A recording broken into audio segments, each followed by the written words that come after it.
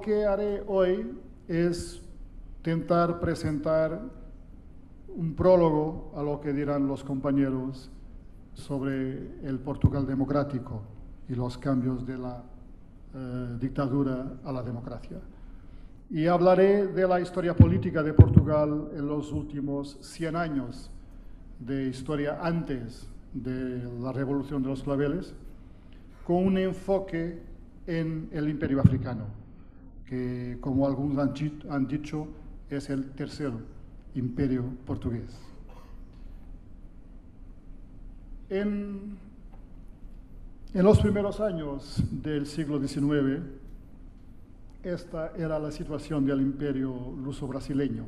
Y luso-brasileño porque hasta 1822 Brasil era el territorio más importante del imperio portugués. Y con la independencia de Brasil hubo una crisis política, económica, en el marco de la historia de Portugal. Y cambió, en definitivo, todo lo que era no solamente la historia del imperio, pero también la dinámica, algunas de las dinámicas políticas y administrativas de Portugal. Y por eso, perdiendo todo esto, el territorio portugués se quedó con las islas de Azores, Madeira, Cabo Verde y algunos puntos en lo que será después Angola, y también aquí en lo que será después Guinea, y del otro lado Mozambique y el estado de India. Portugal no tenía una fuerte posición en África. Y empezamos aquí con una imagen de los años 50 de una revista satírica inglesa, The Punch, que nos presenta a un imperialista británico, Cecil Rhodes, y el proyecto del Cairo al Cabo. Y con este proyecto de controlar una conexión entre Cairo y Cabo, por supuesto, este proyecto portugués, que es un proyecto que es posterior a la Conferencia de Berlín de 1884-85, es un mapa del año de 86. Esto es un proyecto, un sueño, una ambición, porque Portugal de hecho no controla nada de estos territorios. Incluso estos territorios son desconocidos para los europeos. Es una ambición que, claro, es una ambición que está en confronto también con los proyectos británicos. Y por eso, cuando Portugal presentó este proyecto, hubo un ultimátum inglés al gobierno portugués. Y fue una de las crisis más importantes del sistema político portugués en fines del XIX. Aquí está una idea de la inversión británica y neerlandesa en el sur. Aquí tenemos los territorios que en teoría los portugueses quieren controlar, y aquí de Mozambique. Y por eso, en el marco post-Conferencia de Berlín, hubo toda una serie de guerras y de campañas militares que son un otro rostro de la moneda de la colonización portuguesa en África, con familias africanas ya en un proceso de europeización, pero aquí con las resistencias de las poblaciones, en este caso de Angola, y con masacres del ejército portugués. Esto es, del otro lado, lo que pasó en Mozambique con la Joaquim Mouzinho de Albuquerque, una figura mítica de este periodo, y una de las figuras más importantes de las sociedades del África Oriental, Gonguiana, después de su derrota, que fue deportado para las islas de las Azores, donde se murió. Entonces, en el fines del XIX, y los primeros años del siglo XX, hay toda una serie de campañas militares que en el post-Conferencia de Berlín buscan controlar el territorio y ampliar la extensión del territorio controlado por Portugal. Y de hecho es aquí que empezó la construcción de lo que conoceremos como Angola o como Mozambique. La inversión ideológica del gobierno en el imperio, y este mapa es importante también en un marco de relaciones externas, y Francisco hablará de esto, es que este mapa, y yo me recuerdo de él cuando era, en las calles de Lisboa, cuando era niño también, este mapa es un mapa muy importante, porque miren, que tenemos las colonias portuguesas, todas, de África y de Asia, sobrepuestas sobre Europa. Y con todo esto, el mismo rincón europeo pobre y periférico, de hecho, con el imperio, el gobierno puede afirmar que Portugal no es un país pequeño. Y es una cuestión de orgullo nacional de poder decirlo. Claro que para poblar el imperio era necesario tener una demografía y al lado de la miscigenación, que era una cuestión importante, todos los imperios son mestizos de ese punto de vista, hubo una dinámica de migración blanca de Portugal para las regiones del imperio, para Angola y para Mozambique. Y hubo la creación incluso de colonatos, hubo la inversión en ciertos territorios que eran fundamentales. Y la población era sobre todo una población rural para esos colonatos, pero también hubo migraciones de cuadros. Una cuestión es que, ¿por qué se migraba? Porque tenían el apoyo del gobierno, claro, pero el país era aún un país rural, era un país pobre. El Estado podría ser un Estado rico, pero el país era un país pobre, subdesarrollado. Y el contraste entre las familias de las provincias del interior, esto es en el nordeste de Portugal, en los años 50-60. Una familia en Beira, en la montaña. La capital, claro, pero todo esto era un contraste que quedó con hay toda una imagen, toda una serie de imágenes simbólicas, hay toda una memoria mítica también de la gente que estuve en Angola y Mozambique, que está relacionada con toda una vida mucho más cosmopolita. Tenemos aquí, en los primeros años de los años 70, una avenida y una perspectiva de Lourenço Marques, hoy Maputo, la capital de Mozambique, y que está en esos años claramente en contraste con lo que es Lisboa, que es mucho menos desarrollada. O la idea de una Luanda donde se puede estar con una vida cosmopolita, de playa, y todo eso, y que es un contraste con una vida mucho más gris que hay en las ciudades de Lisboa y Oporto. Y claro, toda una vida cultural asociada a lo que tenemos en esas ciudades. Y con esa población blanca que está en esas ciudades importantes, en los años 60 empezó algo que es fundamental y que está en el imaginario, por ejemplo, de muchos escritores portugueses.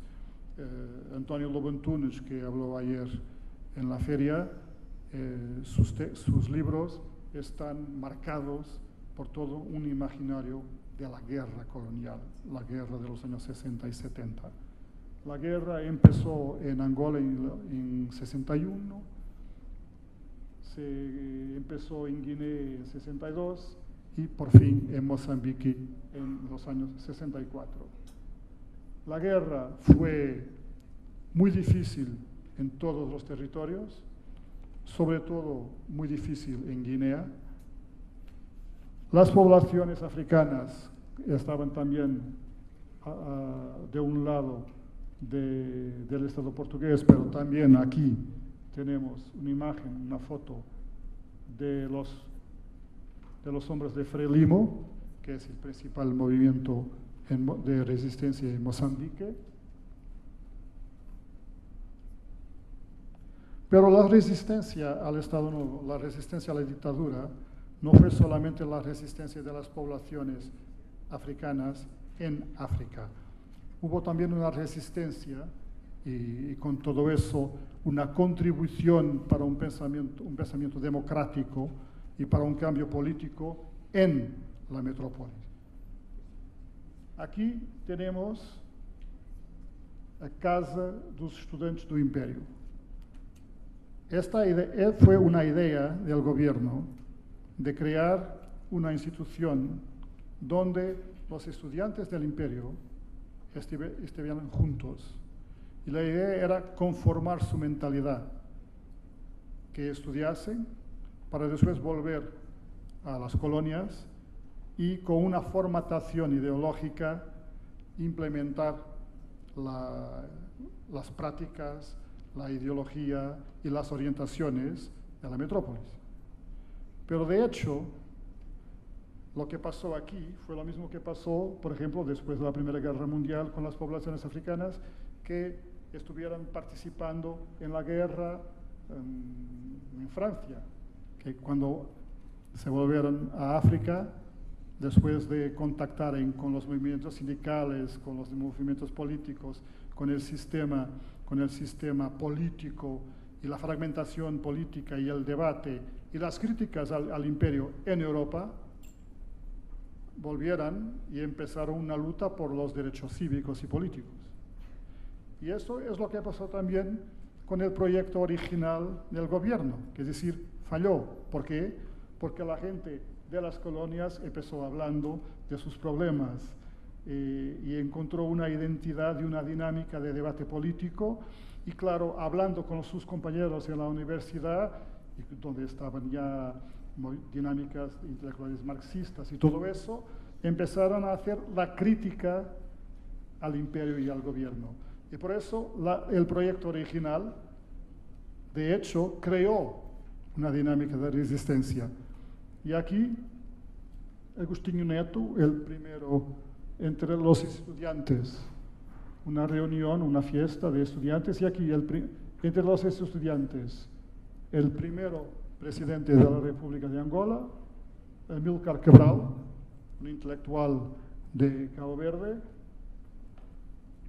João Cravinho, que fue ministro de Portugal en el periodo democrático, Luandino Vieira, que es un escritor,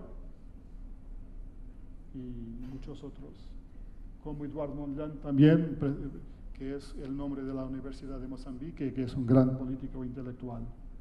Entre las otras resistencias, claro, las resistencias de los políticos, de los movimientos políticos, los estudiantes universitarios y la extrema izquierda, maoísta en los años 60 y 70, el Partido Comunista, el partido que durante la dictadura estaba más organizado y más estructurado con una resistencia importante, y aquí, al lado de lo que se dice, del lado de lo que se puede decir como la oposición democrática, aquí tenemos la foto de la policía política de Mário Soares, que fue después presidente de la República Portuguesa y que era un importante miembro de la oposición, abogado, y que participaba no solamente en la crítica al régimen, pero también en la defensa de presos políticos.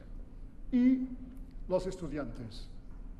Los estudiantes que en la universidad es un centro importante de debate, de libertad, de creación intelectual, y en el marco europeo los años 60 son importantes porque hay toda una dinámica de movimientos sociales y sobre todo por parte de los estudiantes. Los más conocidos son los movimientos del mayo de 68, pero en Portugal en los años 60 hay mucha dinámica en los primeros años de los 60 y después en los fines de los años 60. Y aquí hubo una importante crisis en el 69, con movimientos por todas las partes, Lisboa, Porto, Coimbra. Algunos de nuestros políticos y ministros y diputados empezaron su vida política aquí con la crisis de los años 60. Por ejemplo, no era posible hacer reuniones en algunos de los auditorios porque la policía política prohibía. Entonces, en la más importante escuela de ingeniería del país, porque la piscina estaba vacía, se reunieron todos en el fondo de la piscina, como si fuera un gran foro. Y primeros ministros portugueses como António Guterres, que es hoy secretario de la ONU, o ministros de la ciencia como Mariano Gago, presidentes del Parlamento portugués, todos empezaron su vida política aquí con la lucha por la democratización de las universidades y del sistema político. Y ya que estamos hablando de fútbol y porque no hubo la final de la Copa de Libertadores, la gente sabe que el fútbol es importante como medio de comunicación y difusión. Los estudian en el partido final de la Copa de Portugal. Los estudiantes se han organizado para hacer una manifestación en el medio del partido. Mejor enseñanza, menos policía, universidad libre y todo eso. Todo eso en el medio de la fiesta del fútbol en el partido más importante del año y que fue estratégico. Y claro, con todo eso, con una inversión fracasada en una guerra que empezó en 61 y que en los años 70 ya estaba agotando la hacienda del país. Con la resistencia también de algunos de la sociedad civil que entraban para el ejército. La tensión dentro del ejército entre los militares de carrera y los que entraban para renovar lo que se dice la carne de cañón. Y con la resistencia política de los movimientos estudiantiles, con la resistencia de los partidos clandestinos, claro, con una migración de jóvenes para países europeos, para no participar en la guerra. Con todo eso tenemos, claro, una situación de crisis. En 1969 Salazar se muere. Hay también una idea de que una idea fallada una vez más, de que el régimen puede cambiar un poco. Es la primavera marcelista del primer ministro Marcelo Caetano, pero no es una idea que en poco tiempo se reconoce que los ultras del régimen están controlando todo.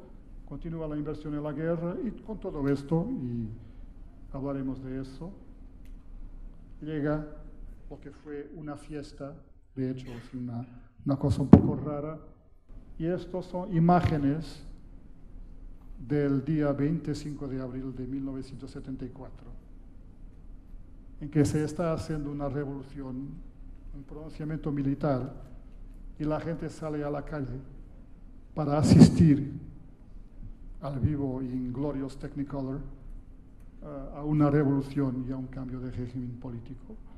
Aquí aquí está toda la multitud en Largo do Carmo,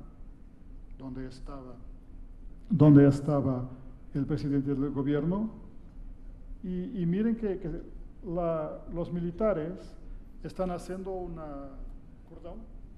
cordón, porque la gente, la población quiere asistir, quiere participar en el movimiento.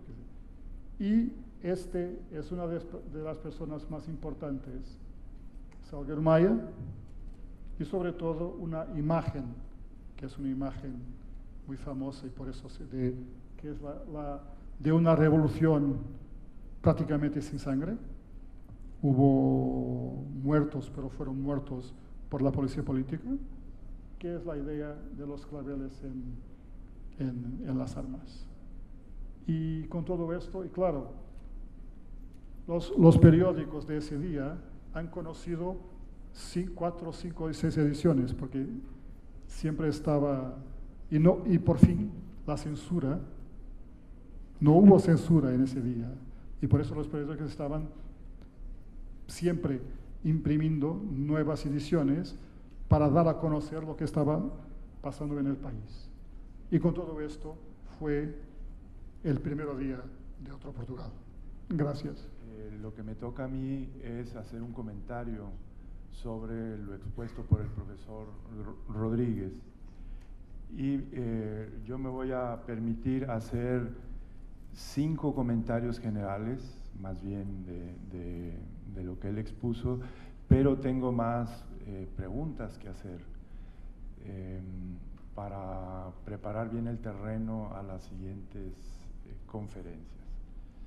Bueno, mi primer comentario es decir que sí, Portugal, imaginémonos Portugal en el siglo XVI, lejano, imaginémonos estas tierras en la Nueva Galicia en los años de 1540, 1542 con la fundación de Guadalajara, y ya hay presencia portuguesa.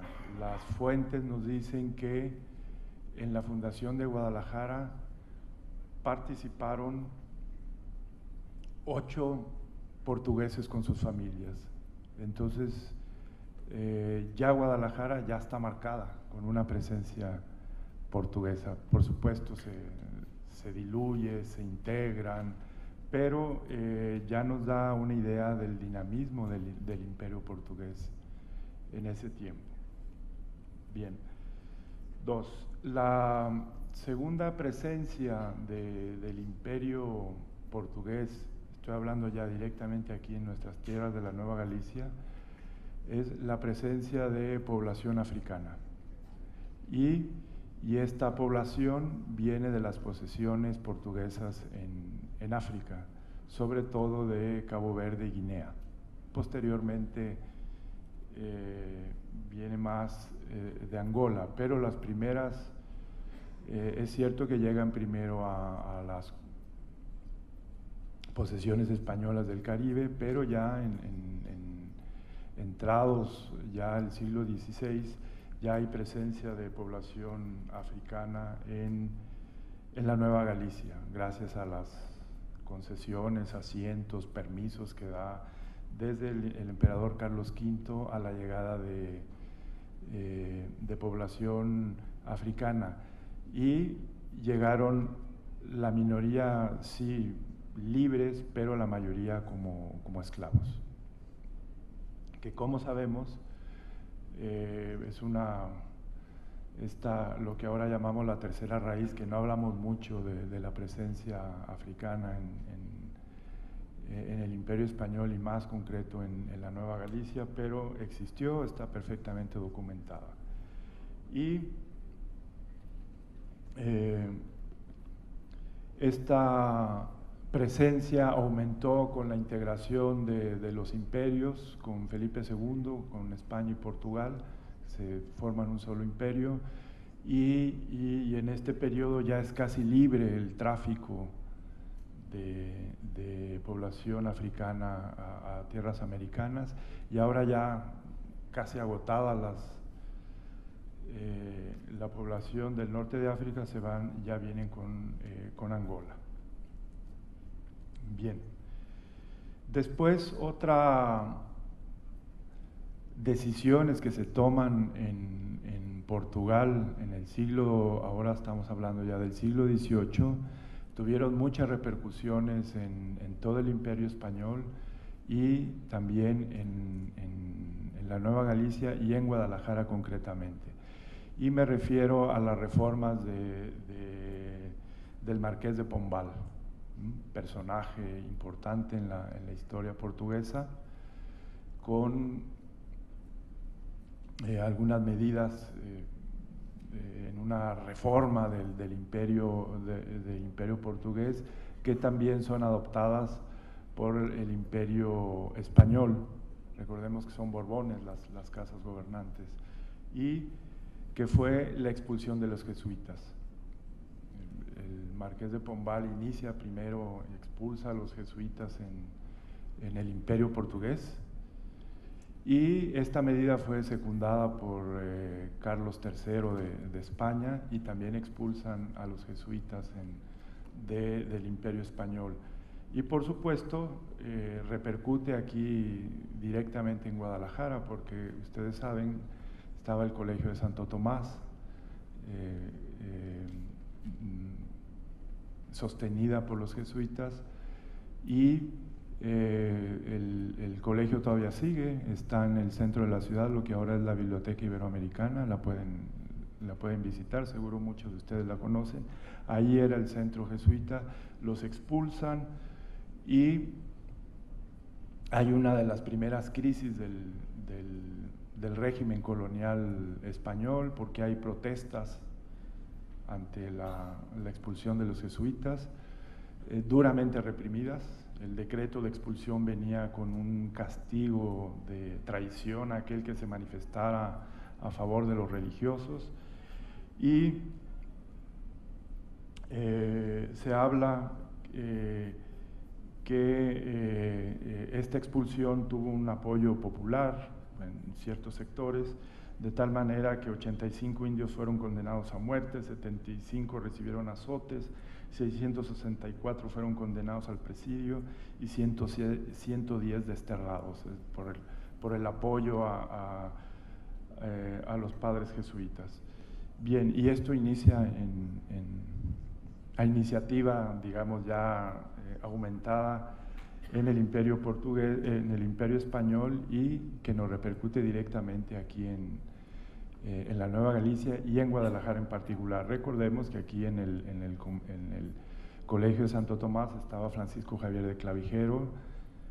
El decreto decía que los concentraran en la Ciudad de México, y de ahí a Veracruz, y de ahí a los estados pontificios, y de manera cruel lo llevaron caminando, ¿no?, etcétera. Ya sabemos toda esa historia.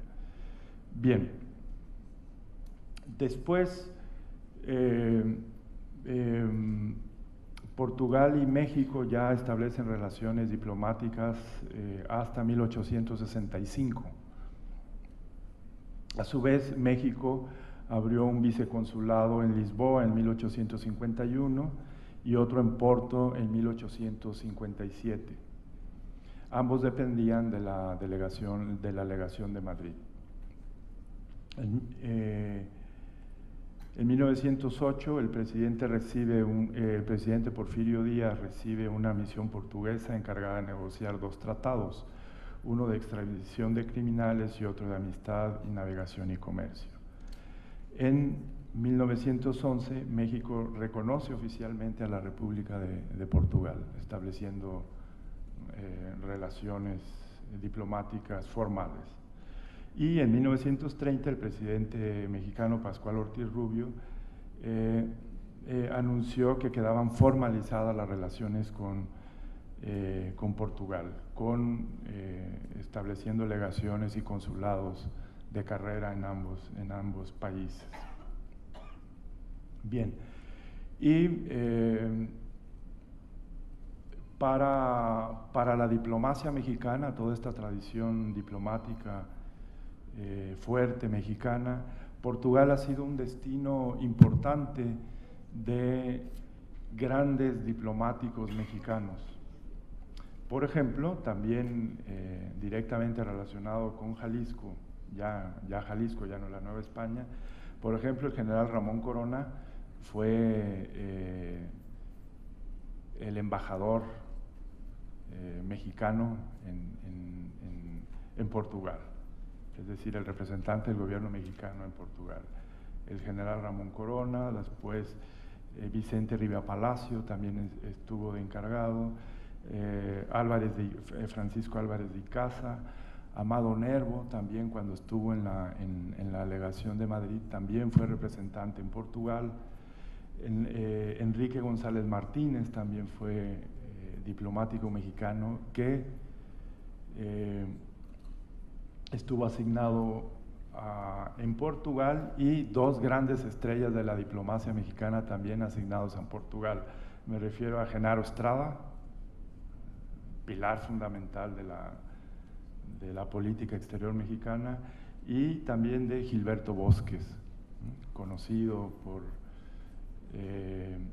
apoyar y desde el consulado en Marsella sacar refugiados españoles que estaban en los campos de concentración franceses y traídos como refugiados a México. Entonces, por alguna razón, siempre ha sido una plaza, un destino muy importante para la diplomacia mexicana.